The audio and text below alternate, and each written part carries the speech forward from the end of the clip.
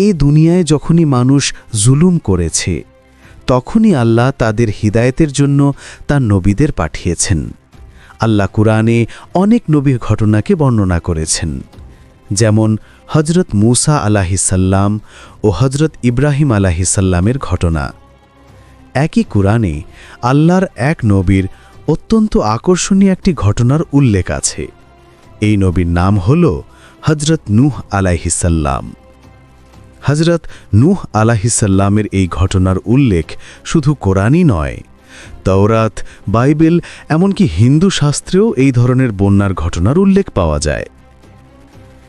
কেন এত ভিন্ন সংস্কৃতিতে এই ধরনের মহাপ্লাবন কাহিনী দেখা যায়, এ নিয়েও আলোচনা করা হবে। প্রথমে ঘটনার দিকে আসা যাক। হজরত নূহ আলাইহিসসালাম এর উল্লেখ ভারতবর্ষের বিভিন্ন প্রাচীন ধর্মগ্রন্থেও আছে। সূরা নূহি একজন নবীর বেদনার কথা স্পষ্ট দেখা যায়। হজরত আদম আলাইহিসসালাম এর দুনিয়া থেকে চলে যাওয়ার বহু বছর পর এমন সময় এলো যখন মানুষ আবার শিরকের মধ্যে ডুবে গেল। শয়তান তাদের পথভ্রষ্ট করে মূর্তি পূজায় লিপ্ত করে দিল। মানুষ শয়তানের অনুসরণে এসব বস্তুকে উপাস্য বানিয়ে ফেলল। তখনই আল্লাহ তাদের হিদায়েতের জন্য নবী হিসেবে হজরত নূহ আলাইহিসসালামকে পাঠালেন, যাতে তিনি মানুষকে সত্যের দিকে ডাকেন এবং মিথ্যা দেবতার পূজা ছেড়ে এক আল্লাহর দিকে ফিরিয়ে আনেন। হজরত নূহ আলাইহিসসালাম মানুষকে আল্লাহর দিকে ডাকতেন এবং তাদের আকাশের তারা, চাঁদ, গ্রহ, প্রাণী, এই বিশ্বজগতের জ্ঞান শেখাতেন। তিনি বোঝাতেন আল্লাহ এক, তিনি সবকিছু সৃষ্টি করেছেন, আর শয়তান মানুষকে বিভ্রান্ত করে মূর্তি পূজায় লিপ্ত করে দিয়েছে। কিন্তু মানুষ এতটাই পথভ্রষ্ট ছিল যে তাদের উপর তার কথার কোনো প্রভাব পড়ত না, বরং তারা বলতো, তুমি তো আমাদের মতোই একজন সাধারণ মানুষ, তোমাকে নবী মনে হয় না।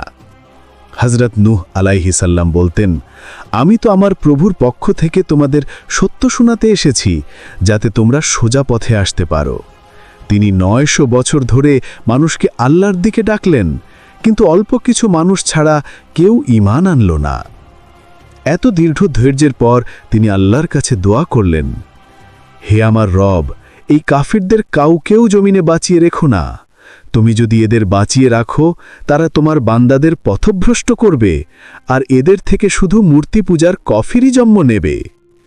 আল্লাহ তার দোয়া কবুল করলেন ও নির্দেশ দিলেন, একটি নৌকা তৈরি করো আর প্রত্যেক প্রাণীর এক জোড়া করে সঙ্গে রাখো।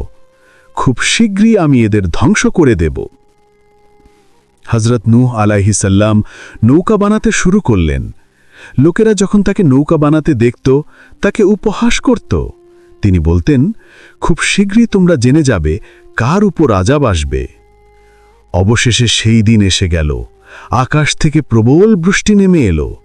হজরত নূহ আলাইহিসসালাম ঈমান আনা 80 জন মানুষ এবং প্রতিটি প্রাণীর এক জোড়া করে নৌকায় উঠালেন। কিন্তু তার স্ত্রী ও একটি ছেলে নৌকায় উঠতে অস্বীকৃতি জানালো। তার ছেলে বলল, আমি পাহাড়ে উঠে যাব, পানি সেখানে পৌঁছাতে পারবে না।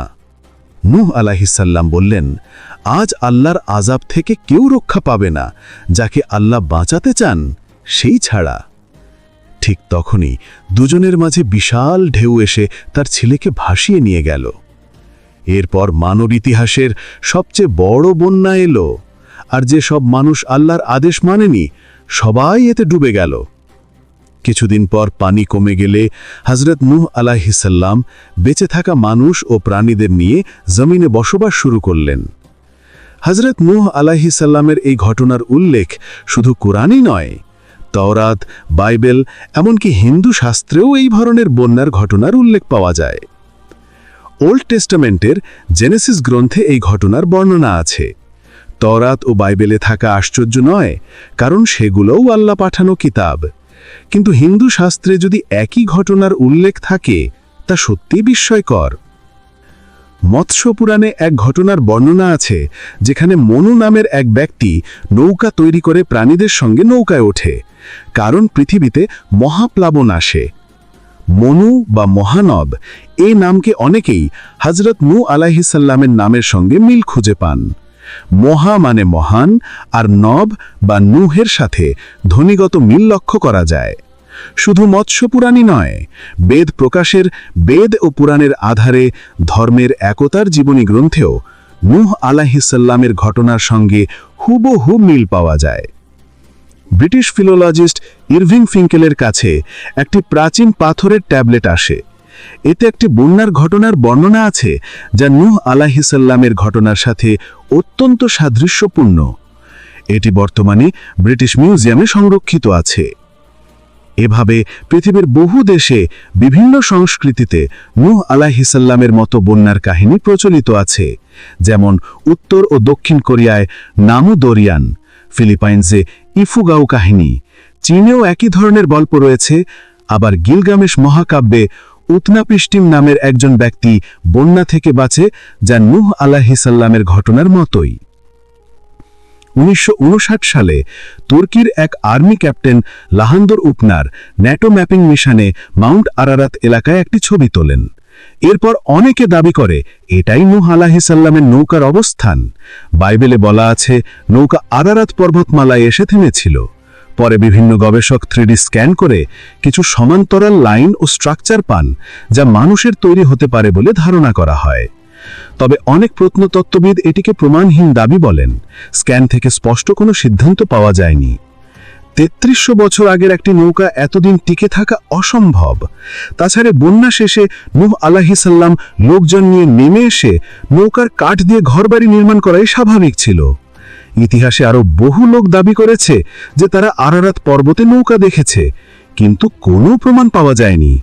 গবেষকদের মতে নূহ আলাইহিসসালামের যুগে এখনকার আরারাত পর্বত অস্তিত্বই রাখত না। সবচেয়ে গুরুত্বপূর্ণ বিষয়, কোরআন অনুযায়ী নূহ আলাইহিসসালামের নৌকা জুদি পর্বতে থেমেছিল।